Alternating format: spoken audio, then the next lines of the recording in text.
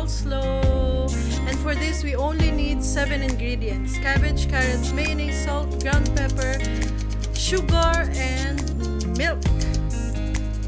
So yeah, we're chopping our cabbage.